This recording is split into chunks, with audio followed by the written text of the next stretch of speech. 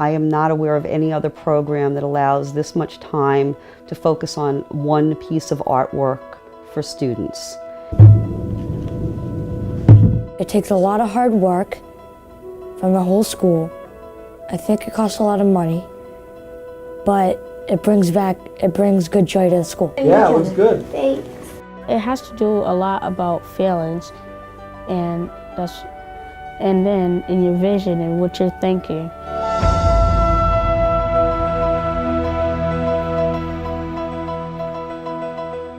The Voices and Visions program is a program here at the Home for Little Wanderers that helps our young people find their voice through the expression of the visions they have for themselves and for their futures. Can we make... Yes, let me set up... Most of their assignments during the year are for the 45-minute period, where this goes on for months. So, I mean, I have some kids that are working on papier-mâché pieces that they're in their second month now.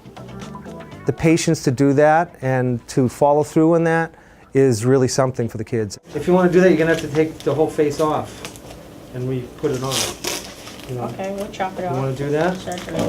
All right. I love animals because animals aren't the things that like you one day and then another day they like, get away from me. Their face isn't so long like this. But people are different. Brandon's an artist and he's a very sensitive artist. He likes to have, he doesn't like anybody else to do, like if we're doing a project like when we pick the animals, if somebody else picks that animal, it gets him upset because he wants an original voice. That looks good. I've chosen to make a black spotted pufferfish. My dad, he owns like a 200-gallon wave fish tank, and he inspired me to like fish. And he actually owns two pufferfish. He owns a dog-faced pufferfish and he owns a porcupine pufferfish. Corey likes working in clay, and unfortunately he hasn't been able to work too much in clay yet this year. Jim, that's a dinosaur. I think I'm Okay, everybody. He gets frustrated sometimes with his work. He's a perfectionist. Usually, even if I'm angry, it makes me more happy. I mean, it like makes me happy again to do the art. It's so much easier. I think the student has to feel a connection to their subject matter and what they're doing in order to really fully realize it. Once upon a time, there was a silver-spotted pufferfish. His name was Henry Hudson. He loved his family, that is, until they left him and told him to take a hike. He was so sad. I find that once they make that connection, you can sort of see it happening. It's a slow evolution. All of a sudden, it's like a boom. I know what I'm doing now. Pufferfish are the most second poisoned fish in the world. They might not be the fastest and cuddliest fish as they look, but they are hardly ever eaten. That's what makes it cool.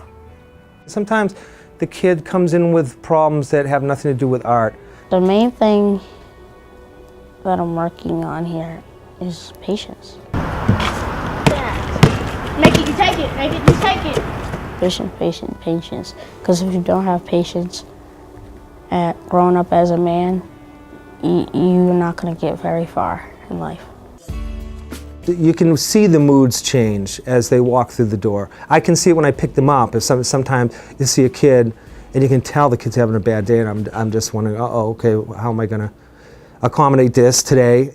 If I get like really angry when I'm done with a project, I ask him for help instead of just blowing out like I used to.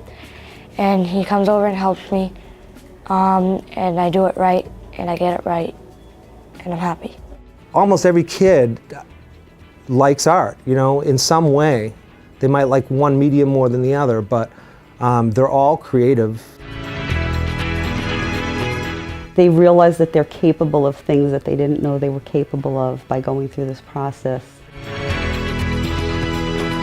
You know, you can see in someone's work, they feel like they don't want to do this because it's an assignment and everybody else is doing it. And yet, once they get engaged in that work, it starts to take on a life of its own.